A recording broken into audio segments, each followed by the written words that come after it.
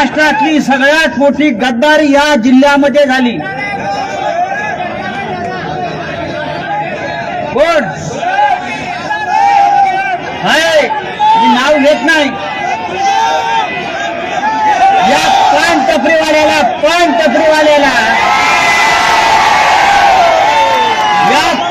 टपरीवाल्याला बाळासाहेब ठाकरेंनी आमदार केला, मंत्री केला।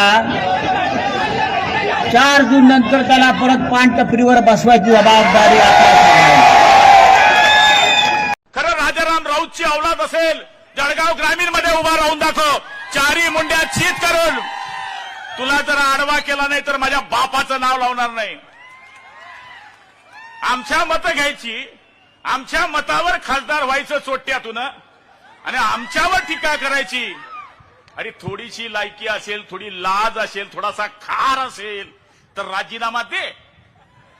पण मला माहिती आहे आला की ते उपरनं असं करतं। अरे तू काय बाळासाहेबाची स्टाईल करतो का? बाळासाहेबाच्या नखाची बरोबरी करू शकत नाही तुम्ही।